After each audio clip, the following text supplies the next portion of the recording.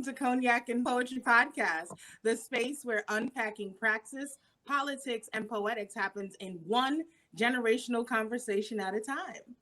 I am T.S. Hawkins, and joining me are two wonderful people that I hold dear in my heart. First up is Dr. Kimmika Williams-Witherspoon. Good day. Hello. How are you? Hello. I'm well, upright and breathing on schedule. How about yourself? Same. And I'm so grateful. Grateful for the blessing. There you go. Praise. And the wonderful Lois Moses. How are you? Oh, just so excited to be with these fancy people. Kimmika with her mod glasses. I know, right? Trying to show us all up. That's what I'm saying. Trying to make the eyes better. You know, as we get older, they don't always adjust to the light. So there you go. With the caveat, you look cool. I know, right? We real cool, as Gwen Brooks would say, right? Right. Absolutely, but we don't quit or skip school. Never that. We are always on the precipice of learning. We're always learning. Speaking of learning, Kimmika, you got some poetry for us to kick us off? To get us in the mood? I do. I have Claude McKay today. If we must die. Ooh. If we must die, let it not be like hogs, hunted and pinned and in inglorious spot, while round us bark the mad and hungry dogs, making their mock at our accursed lot. If we must die, oh, let us nobly die, so that our precious blood may not be shed in vain. Then even the monsters we defy shall be constrained to honor us, though dead. O kinsmen, we must meet the common foe. Though far outnumbered, let us show us brave, and for their 1,000 blows deal one death blow. What though before us lies the open grave? Like men will face the murderous, cowardly pack pressed to the wall, dying, but fighting back. Claude McKay, born in 1989 in Clarendon, Jamaica, died in 1948 in Chicago.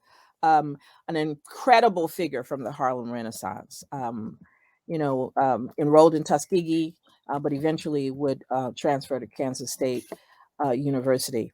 The thing about when I go back to revisit the Harlem Renaissance writers, that not only was the work so fine, but dealing at that time with overt racism. Ours is a little bit more covert, but overt racism and still succeeding, it's very encouraging. And so I always try to resurrect and remember as many as I can.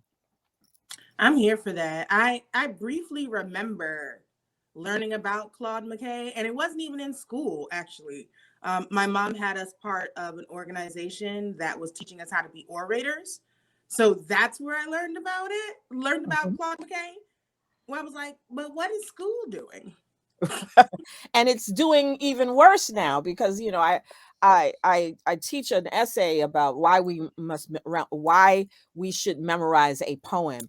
And then I always canvass the students in my classroom and I ask, what was the poem that they remember learning when they were in elementary or middle school? They don't do that anymore. There was a change that happened in the curriculum around 1950, 1960, where they thought memorization of literature was no longer a real skill, that it was just teaching mindless memory games. And so none of the young people had to do that. I had to do it. My mother's generation had to do it. My grandmother's generation had to do it. I had to do it, and I went to school in the 80s. So I'm like, I had to do it. Like, the first poem I ever remember to memory, it's a little foggy now because no one had to check me on it, was Robert Frost, Two Roads, Divergent and Young. You know what I mean?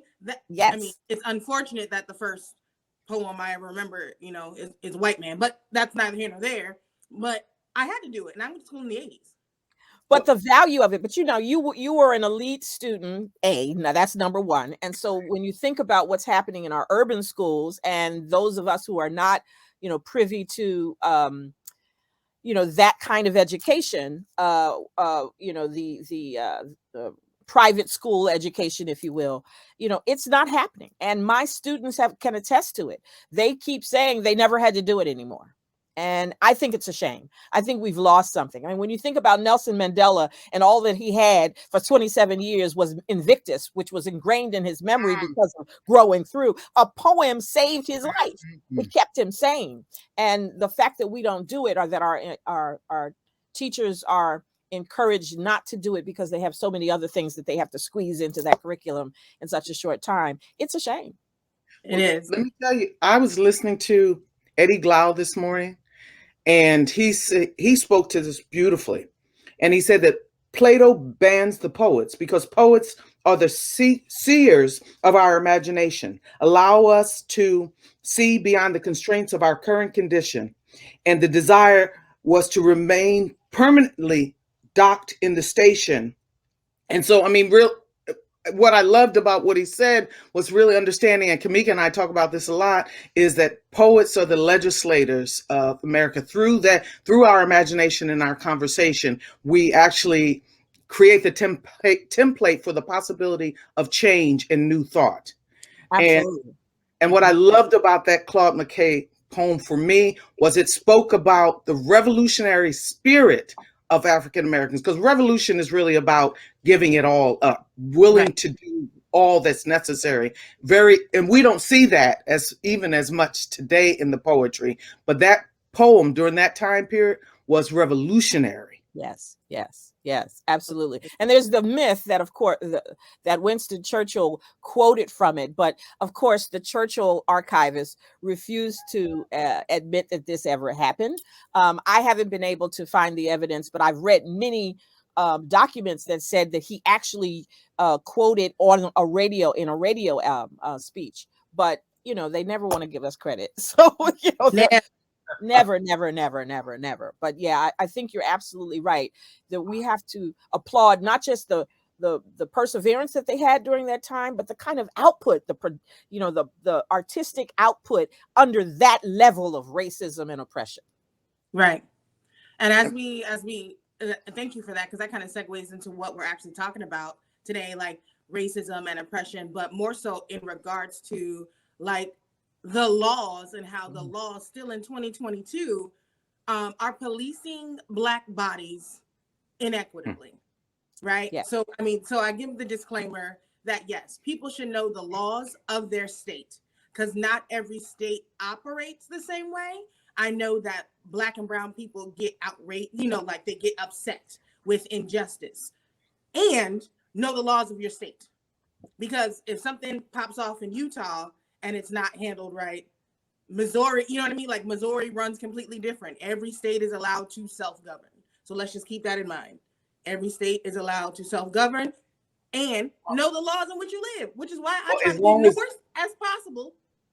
And I'm trying to get remember, they're allowed to self-govern as long as there's not a federal law statute above it. And that's why the voting rights, that's why we're in this whole conversation about passing a federal law and the John Lewis law and so on, because the whole idea is the state, you can't do less than the federal. And right now, as long as you gut the federal law, then basically the states can begin to create their own laws. I mean, that's why we saw before the Voting Rights Act, we saw, count how many bubbles in here, or say the Constitution, from back, right, exactly, all of that. And so, I mean, that's really what we're fighting against is states. And remember, that's what the Hilden-Hayes Compromise was all about, was giving states rights, ultimately pulling the federal troops out and giving states more power to determine individual laws in their, in their environment, particularly against African Americans and our movements,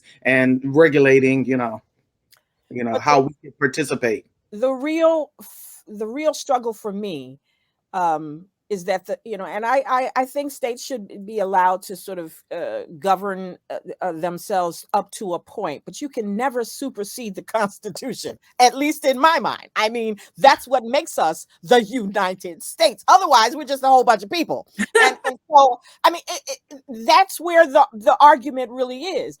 Does a state have the right to ignore the founding document of our country? And it's flawed, absolutely. You can't usurp rights that have been given by the totality of the institution because I live in Pennsylvania or I live in Delaware. There's something wrong with that kind of thinking. And it's a shame that we're still having this battle all these years later so that people can just vote. I literally was having the same talk with my mother, and I was like, there's no way, with the generational gap between us, there's no way that we are still talking about the same things. Mm-hmm. It makes no sense. Like the things that we have gone through as people of color, granted, I'm a little less browner than her, so we don't walk the world in the same way, but we do walk the world as Black human beings. Yes.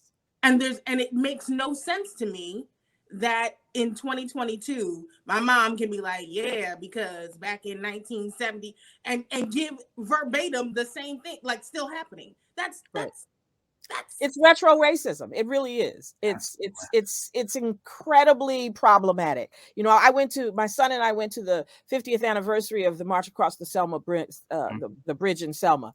And to see the individuals who took that beating, man, oh my God, who took that beating, who just took it. So to make a statement about what has to be right and fair, and 50 some years later, we're back at the same place where we need to go and walk the bridge again. Right. It's a shame. It's a shame. And they still don't want to change the name. Oh, well, they still don't want to do that. Yeah, the Pettus Bridge is going to be the Pettus Bridge, but it's okay because they've got markers all throughout the Pettus Bridge to let folks know what really happened there. And if you haven't, if in your creative imagination you can't imagine what that must have been like, because I'm gonna be honest with you, at the age that I've made it, if somebody called me up and said, "Come down to the bridge," there's going to be some police and billy clubs and some dogs and some fire hoses, but we're going to make a difference. I have to really seriously think about that, okay? But these people did it, and I held hands with a woman who was 18 at the time, and she got the absolute snot beat out of her. Mm-hmm. And we're walking across that bridge crying to beat the band. Didn't know her from Adam. Her entire family, all her great grandkids, everybody was there. And she said she may not make the next 50 years, but it was so important for her to be there. And I think that if we don't band together and help crush this anti-voting movement that is oppressing us even further, then we're disregarding all the blood and tears and lives that were lost to get us to this point. And I'm ashamed. Yeah. I've had conversations with folks who are Black and brown, and they said to me, and this is why I don't vote. And there's so many neurons in my body that get agitated. Like, what? You don't vote? Mind you, they vote for, they do the little texting thing for like Dancing with the Stars and blah blah blah blah blah on The Voice. But I'm like, but you don't actually go into a booth and cast a ballot for anything or anyone. I have immediate questions, and I get it. Like, we're in the land of milk and honey, blah blah blah blah blah. People, what milk? What honey? That's the conundrum, right? It's like, I'm in America, and I'm an American, and I can do what I have the right to do what I want. But see, I don't have to vote, and I'm like, that's problematic. And that's problematic. Go ahead, Lois. I'm sorry. Because because if you really think about it, laws are the codification of the ideology of, the cultural ideology of this country. And if you go back to Derek Bell talks about what he says, that racism and classism is the vanguard for racism and sexism is a vanguard for classism. And so really, when you look at this country was based on economics, you know what I'm saying? So using race and class has just been a way to maintain that status quo. And so that's, you know, really, if you don't, the only thing that people from outside of the upper class have had is the vote in terms of changing one's own station and changing the law of the land.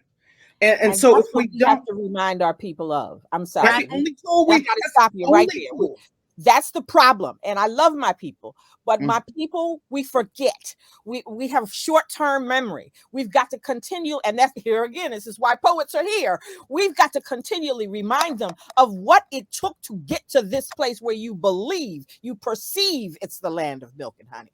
And if you don't go into that voting booth, you've given all that back up to the same person that enslaved your great-great-grandmother.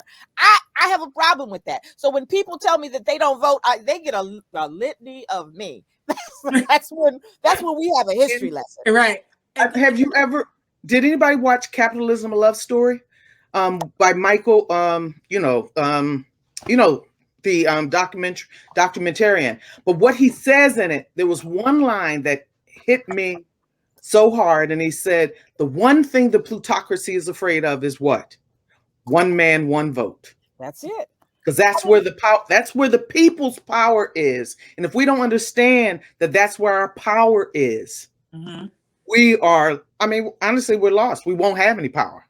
Right. And it's important, like voting is important on like so many different levels, because it really does, like who you vote for or who you don't vote for really does trickle down on how you live your everyday life and how justice is determined.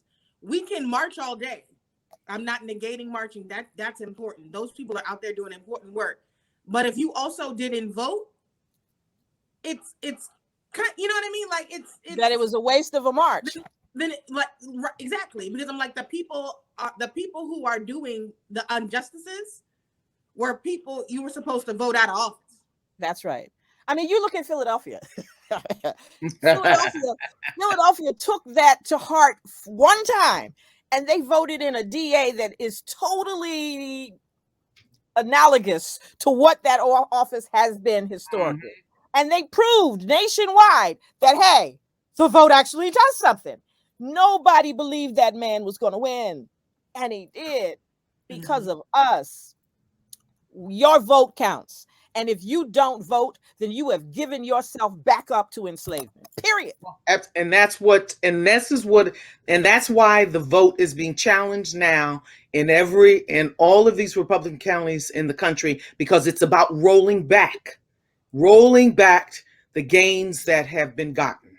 Right. And not only that, but also creating an authoritarian system so that people follow along with not only the disinformation, with new realities, but then they go along with what it is that they're told to do. And the system, as he says, Eddie Glaude says, and I loved it, he said, we remain permanently docked in the station.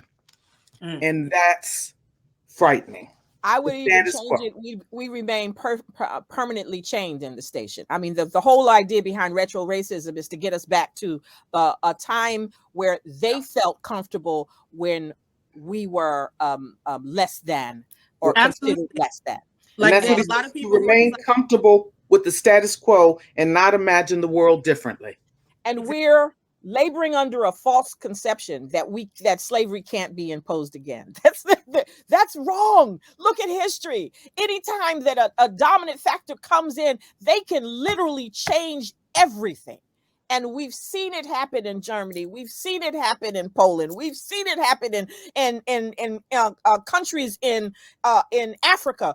What makes you think that it can't happen here? You must stand up for your own rights, and your vote is the mechanism that allows you to stand up. Yeah. I'm sorry. Yeah. I know. For me to be like, yes. So I like how you talk about retro racism, because there was a study done. It was like asking let's just say like 100 white folk, like, if you could go back in time, like, where would you go? And a lot of people like, ooh, 1930s, 1920s, you know, this. And then, like, they would give every other answer except for the fact that, like, Black folks could be treated any which way. It was like, oh, because, like, the fashion and the this and the da-da-da-da-da-da. And then they asked Black folks, and they was like, nah, we looking to the future, cuz. Like, it was just, Yeah, man. We try to get in the Star Trek era, you know, because this is not working. We see it, and there's no 1920s dress that would get me so nostalgic to go back to the 1920s. Well, you know, nothing. I have a daughter that just loved Billie Holiday. I mean, as a young child, when everybody else was listening to the Buddha, Buddha, Buddha, Buddha, she would be up in her room listening to Billie Holiday and really, really thought about being, you know, in that period. But I kept saying, but sweetie, you'd get killed because the moment somebody said you can't have a drink of water and you popped off, you'd be dead. I mean, so I would have to kind of remind her that, okay, there was great music that came out of that. There was great literature that came out of it, but we were oppressed. We couldn't ride a bus. And she couldn't even own her own material. Oh my goodness. I mean, but again, we have short-term memory. You know, we've got a kind of Alzheimer's that's weird. You know, we've got to really address the fact that history hasn't been reified and codified and taught in our community the way they try to do it in theirs in a revisionist way. But as poets, as thought leaders, as, you know, influencers, we've got to remind people of what it really means. But do you really think it's that brown and Black folks like have short-term memory, or is it that the nation did exactly what it set out to do about not teaching us about the laws of the land? You know what I mean? And then, like, so each generation got a little bit less knowledge, because I remember there was no such thing as history when I was going to school. It was right. It was social studies. Yeah, we didn't have history and social studies. We had civics. And then when I got to 8th grade, then it became social studies. And I was very, very confused on when that was, like, why that shift was happening, because I loved reading the Constitution, asking questions about heretofore, wheretofore, like, but that's why. I loved having that. And then it became social studies. And I have a very core memory with my social studies history teacher. We, you know, of course, you talk about Columbus, and we had to write a book report.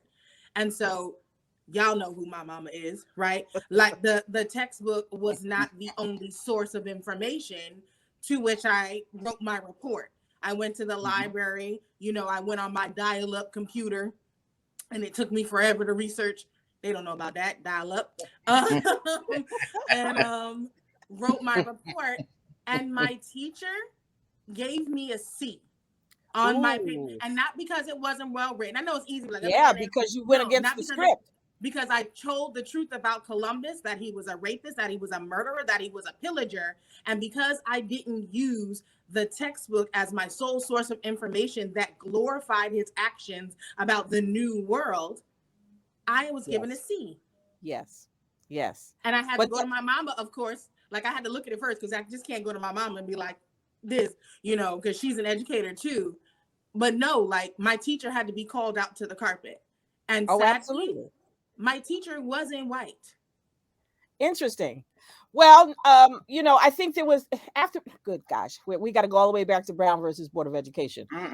After Brown versus Board, something happened to the education of Black and Brown people. It just really did. You know, before Brown versus Board, as much as you want to say about the evils of segregation, there were individuals in the classrooms with our children who really loved our children. And our children were taught to respect those individuals in a way that they're not taught to respect educators today. And so that the knowledge that they got under segregation was an understanding and a pride of self and community.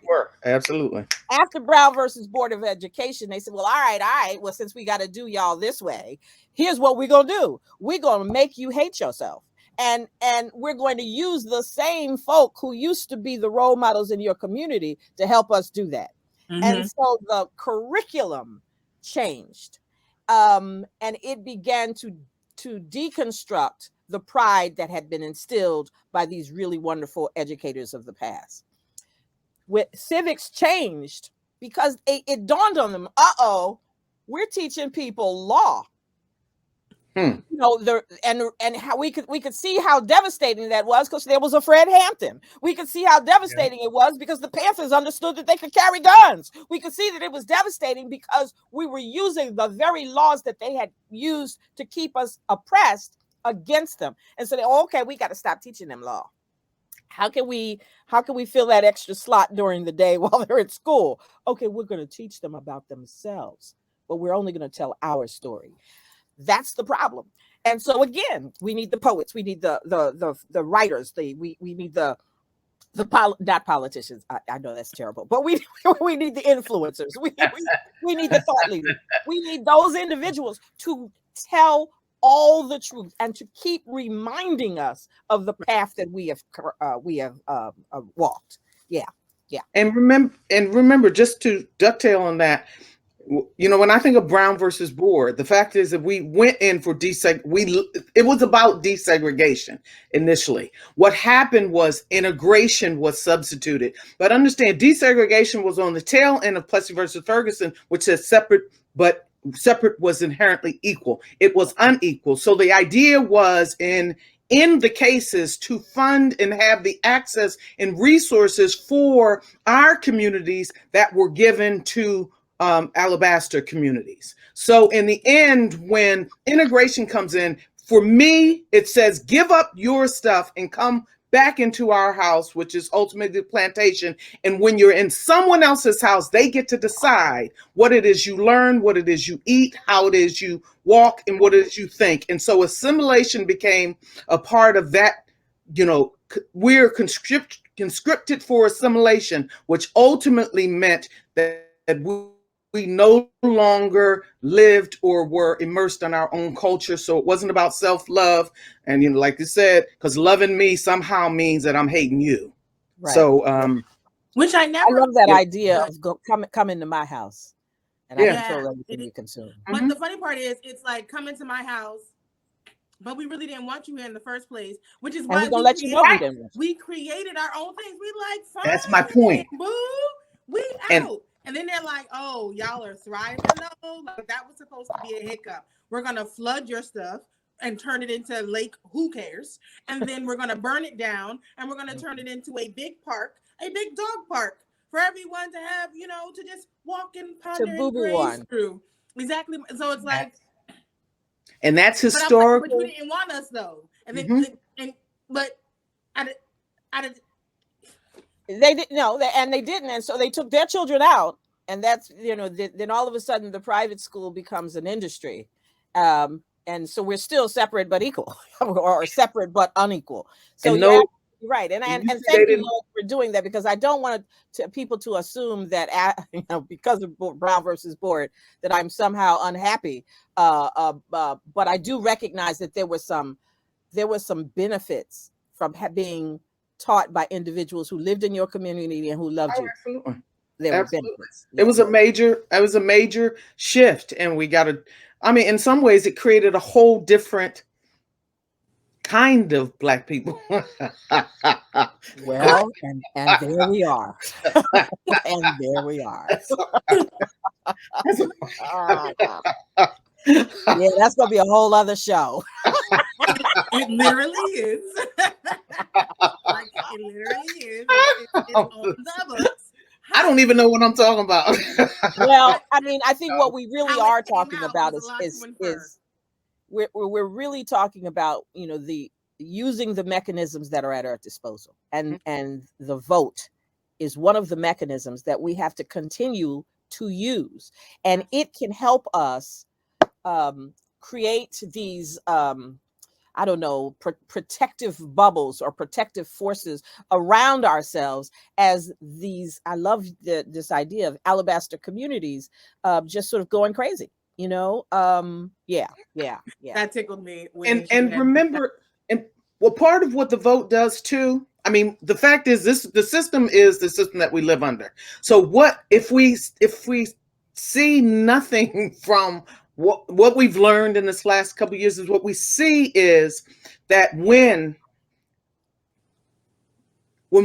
people are in power in systems, they get to make laws and rules that benefit them. So we have to understand that, and remember, and that's part of the whole point for the Reconstruction, saying the breakdown of Reconstruction, because we began to flood, as African people, we voted in people for representation of ourselves. And that was the whole point of that Hilton Hayes conference, Hayes-Tilden, excuse me, I can't even say it, this is a shame. Because understand that us having, and it was all about self-reliance, because these were about our own communities. We were policing ourselves, but of course you get into jealousy, you get into, and the illusion of freedom is dangerous. The illusion of freedom is really dangerous. Like, and I get it, because like in other episodes we talked about, like, yes, Blackness is not a monolith. Just because one person votes this way or walks this way, we don't all got to follow that way. Absolutely true. However, the illusion of freedom is very dangerous, because we do not gather succinctly before, like we gather after.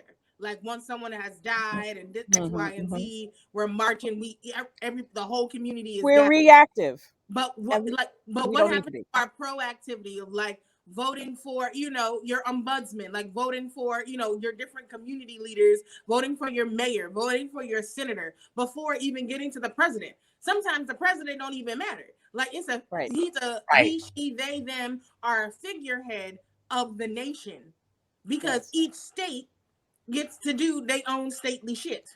So if you don't vote where you live, it becomes problematic on a bigger level, and as much so the micro level, because how you walk the street, where you shop, how if someone in your neighborhood got shot, murdered, killed, how that scene is handled, because you're either Black or, to use Lois's word, alabaster, like that literally That's matters. your word.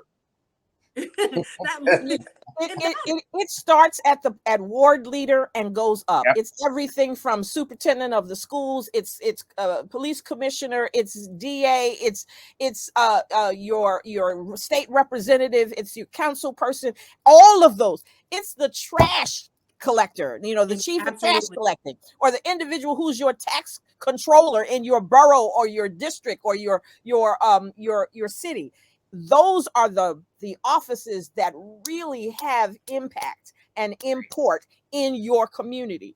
And so that vote, it makes a big difference, right? And remember, if you remember not only the Koch brothers, but I think it was Art Shell, there was literally, and this had to be, 12 so years ago. They designed a plan, and it talks about it in Dark Money. And the plan was, they used the red map, and they designed a plan ultimately to go into all the state legislators, and like you said, from the bottom up, to change all of them into Republican counties, so that, because it is bottom up. That's where the individual decisions are made in terms of, everything that happens, how the city planning, who's going to have power in this, the redlining the districts or redrawing the districts, so who can be in power. And we have to understand, but that's why I say I'm not interested in politics, but we have to become involved politically in our communities. And there is just, there's just no way. It's a lot of work, right? And so like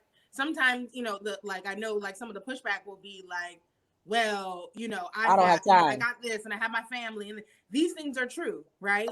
However, politics does play a point on how your family can survive and or thrive. Like, so you have to get involved in some way. Like I really do, and I guess it's a judgmental word, I really do detest people who are like, I ain't got nothing to do with politics, And I'm like, but it literally controls how you wake up in the morning, because that's how America has fashioned it. So I guess there's a luxury in like not having to deal with politics. I'm not talking about the alabaster people, because for them, sometimes they don't have to get involved in politics. But especially if you're Black and brown, and if you're Black and brown with other intersectionalities, not being involved in politics to some degree is actually detrimental to how you live your life. You know, to those individuals, and I know this is probably me again being wrong, but to those individuals who say that they don't have time, yeah, but if Pookie gets killed, or if your grandmother is robbed on the way home, or if somebody raises the taxes so your auntie can no longer stay in that home, or if the senior citizen facility where your grandfather is housed, it's no longer funded, then you got time to call somebody up. You got time to go down there and raise hell. You got time to see what can be done. But what could be done happened so many years before that, when you put those individuals in office. Who is the tax controller? Who is the council person? Who's making the choices about funding schools versus senior citizens facilities? Those are the places where you can make a difference in your community. As Tia says, you know, whether your family thrives or just survives. So I don't have a whole lot of patience. I have to kind of remind you, you got to take the time. We take the time for the daily news. We take the time for Facebook. We take the time for whatever those various things are we're doing on Friday nights. You got time. Yeah. You got time. Yeah. And like, again, everybody's life is not a monolith. I know I have time. Well, I make time for what I think interests me. And it also helps that the only person I'm responsible for is me. So, you know what I mean? That there's that. But there's folks with children and of all varying ages. I got children. Work schedules. But also, you know what? Sometimes that's used against us when they say we're not a monolith. Because first of all, no group is a monolith. Or maybe when they're working. Well, we are. Maybe when they're working to oppress other groups. Black. But well, no, what I'm saying. No, what I'm saying. My point is that whether we're a monolith or not, the system responds to us collectively, monolithically, in terms of how it incite, in other words, how we're oppressed, and also how justice is or injustice is perpetrated upon us. So, and that's really the most important thing. I don't have to agree with you, on every point, what color, right, or what color my drapes are, or where I should live, but I have to understand that when it comes to opportunities, when it comes to access and so on, or when it comes to the legal system, we are treated as a race of people, right? Period. And if you look back, I mean, I actually went back and in 1640, there was a man named John Pouch versus Virginia. And this is actually sort of the codification of race in the law and enslavement. And ultimately what happened was they were all indentured. Three of them ran away. It was one brother, John Pouch, and then these two other, I think they're Irishmen. And when they were caught, the Irishmen were lashed and given 1 extra year of indentured servitude. The brother was lashed and then literally enslaved for the rest of his life. In perpetuity. It happened in the 1600s, where they decided that it was easier to enslave this race of people because of the color of their skin. They could not run away and not be caught, disappear into the masses. I guess the bottom line is, we're not telling anybody how to vote or who to vote for, because I could care less. That's got to be an individual choice. But exercise your right, though. But exercise your right. People died for that, for you to have the right to do that, and to just poo-poo it, to frown on that little old lady that I held hands with crossing the Pettus Bridge. It just hurts my spirit, because we cannot forget the shoulders that we stand on. We cannot forget the individuals who have done so much for our community to thrive, not just to survive. And I think part of our responsibility is to remind folks of the history. It's easy to say, it doesn't mean anything if you don't know.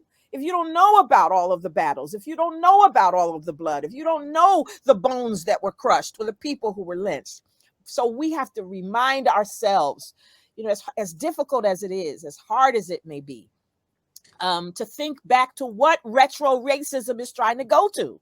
And do you really want to be that? Because I don't. I know. Retro Every racist. time she That's says good. retro Retro racist. I gotta write that down. I remember very, very fondly America in 2008 was on some old, oh no, we're post-racial. We're post-racial. Obama's in office. Oh, look, he's in office again. We're post-racial. So, like, I wrote a poem about that. Me out. Yeah, that quickly went out of the window. You know, we're post-racial, but if he wore a tan suit as instead of a black or blue, when you thought it was the end of, you know, all creation, but other people we will not mention could do stuff like signing folks' boobies. But okay, yeah. I have to go back to that tan suit on how like every newscaster across the nation talked about how President Barack Obama was disgracing the office by wearing this tan suit. Mind you, Cheeto in Chief destroyed the concept of the Republic in less than 4 years, was sworn in with 3 baby mamas and rape cases, and President Barack Obama's tan suit struck a chord. Let's talk about the like laws, like, and how our bodies are policed completely differently from everybody else. Well, and think about, I keep thinking about Michelle, you know, how they talked about her arms. They tried to make her look like she was, but mind you, remember when right, and remember when I don't know if any of you heard it, but there was a little snippet, never a big deal, when they overheard the wife of that other one, and they were showing Christmas, and she said, F Christmas, F Christmas. Yeah, she did. I was like, and then can you imagine Michelle Obama saying F Christmas? Well, you started the segment by saying that TS, that, you know, the laws see us, treat us, hear us, perceive us so very differently, which is again why we have to change the lawmakers who are more inclusive of who and what the United States of America has become. So yeah, I believe everything that happens because they run in the laws. And if we're sitting home eating our chicken and not voting, that's a problem. And so, yeah, I know I did say that. I did say it. And remember, laws are really set in this country to make alabaster people comfortable. I mean, and also like, and some of the laws that are made is to remind them that we are actually people. Like, it's like, no, you can't treat them this way. Which is really ironic because I've raised pit bulls for 40 years. They've got more laws to protect animals. Oh my goodness. Protect Black and brown people.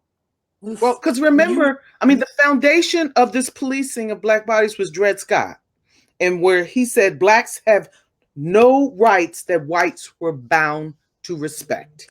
Yes. And if that is not, it may not be the law, but it was codified in the spirit of the law, and albeit I say it still exists. We're still fighting it now. Yes, we're still fighting. We're still fighting that. And that's in the 1800s. Come on, we're still fighting that. Yes. No, you're right. You're right. And so the only way we can fight is through the vote. You know, changing the individuals who are sitting at the table. If you're not at the table, no one's going to know that they're, you know, stomping on your back. But somebody at the table is going to say, you know what, you really can't do that because you've got to have people at the table. And the only way we can get people at the table is you've got to vote them in. Absolutely. Vote counts. It's important. So let's get some more people on the table. What you call it, Lois? Why don't you talk to us a little bit about? Charlotte Hawkins Brown, who was an American author and educator. All right. Charlotte Hawkins Brown was born in Henderson, North Carolina, on June 11, 1883. Her mother taught her to read and to appreciate art and music. When she was 5, her family moved to Cambridge, Massachusetts, where her mother and stepfather operated a laundry and boarded Harvard students who rented rooms. As a hard-working and impressive student in Cambridge, Hawkins met Alice Freeman Palmer, the second president of Wellesley College, who took an immediate interest in her. Palmer financed her education at the State Normal School in Salem, Massachusetts, where Hawkins enrolled in 1900 to earn a teaching certificate. She left school in 1901 to take a position with the American Missionary Association at a small school in North Carolina. Although the school soon closed because of inadequate funding, Hawkins determined to dedicate herself to education in her home state. By October 1902, Hawkins had secured a donation of land, a building, and funds to open the Alice Freeman Palmer Memorial Institute in North Carolina, with a day school and a boarding school component. The school eventually expanded to over 350 acres. Over the years, under Charlotte Hawkins Brown's leadership, Palmer developed into a highly respected institution for preparatory training. From its early focus on vocational education, the school moved to a strict academic curriculum. Brown's work as an educator received recognition within her home state and across the country. In addition to her work as an educator and activist, Brown published 2 books. She remained the president of the Palmer Memorial Institute for 50 years until 1952 and died 9 years later on January 11, 1961. The institute continued until 1971. Awesome. Yo, thank you, Lois. You're welcome. Why you giggle at me all the time? Every time after this segment, you giggle after me. I'm so excited and I'm so grateful for that segment because I'm learning so much more about Black and brown bodies, that look like me, that represent me. And, I was like, I wish I learned about these humans in school, but I'm glad I'm still here learning about them now. So thank you, Lois. Thank you so much for that. And with that being said, I want to thank everybody else for joining us, sitting with us, chatting with us, just sharing space with us. And as you continue with your day, we wish you peace, prosperity, and poetics. Bye.